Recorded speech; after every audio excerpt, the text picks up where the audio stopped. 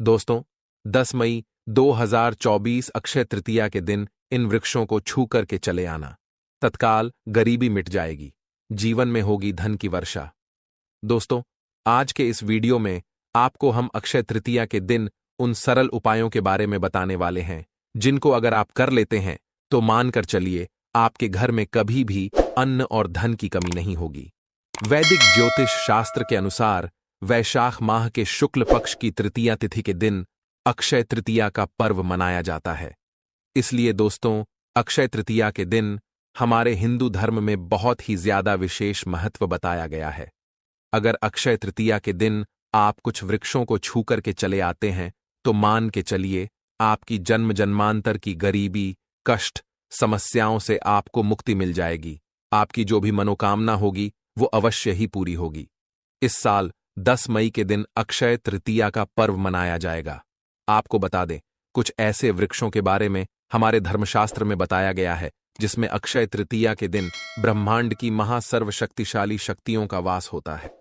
अगर सही मुहूर्त पर इन वृक्षों को आप छू करके चले आते हैं तो मान के चलिए दोस्तों, अगर आप अपने जीवन में किसी भी तरह की परेशानी से परेशान थे, आपको मुक्ति मिल जाएगी। दूसरी तरफ आपकी कैसी भी मनोकामना हो, जैसे अगर आप नौकरी की तैयारी करके थक चुके थे, आपकी नौकरी लग जाएगी। आपका बंद पड़ा व्यापार चल पड़ेगा। आपके पास जो धन आना बंद हो गया था, धन आना शुरू हो जाएगा।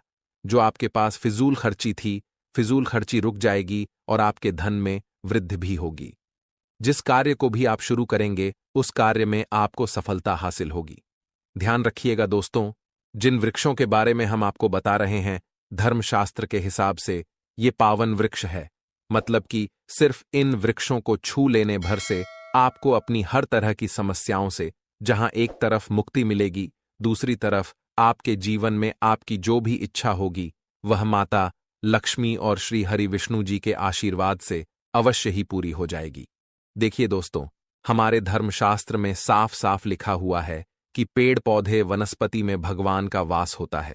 इसलिए पुराने समय के जो लोग होते थे, वो लोग सुबह उठते साथ ही पहले तो घर को झाड़ू लगाते थे, फिर घर के पास वाले किसी भी बड़े वृक्ष पर जाकर एक लोटा जल अर्पित कर देते थे। क्योंकि पुराने समय के लोगों को यह बात पता होती थी कि वृक्षों पर देवी देवताओं का वास होता है। देखिए, साइंस भी यह बात कहता है कि पेड़ पौधे वनस्पति हमें फ्री में प्राण वायु प्रदान करते हैं, क्योंकि बिना वायु हमारा जीवन संभव ही नहीं है।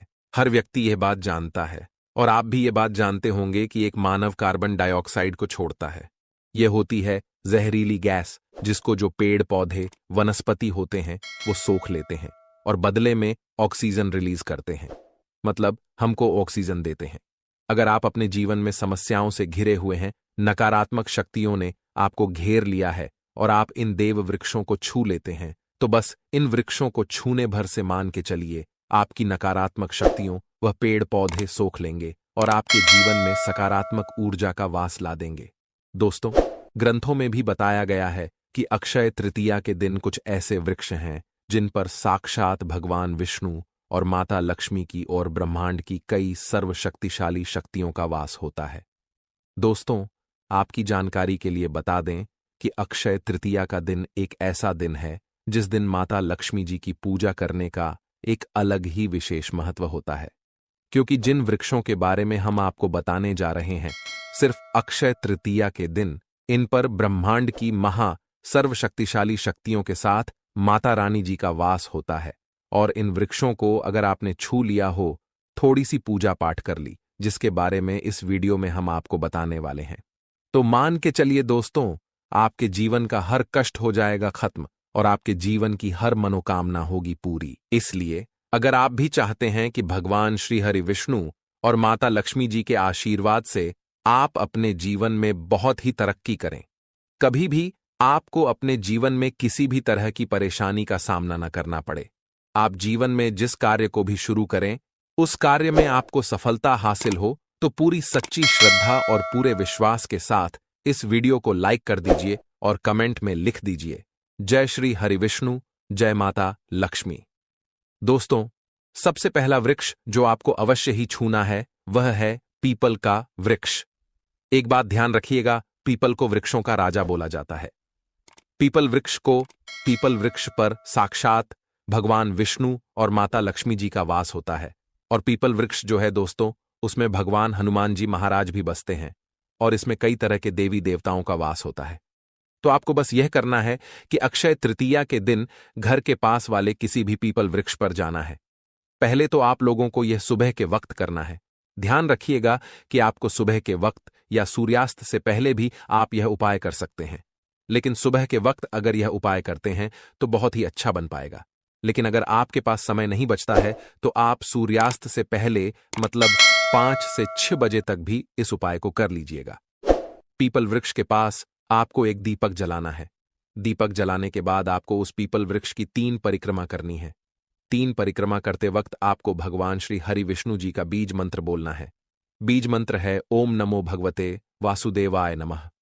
हम फिर से रिपीट कर दे रहे हैं दोस्तों, ओम नमो भगवते वासुदेवाय नमः।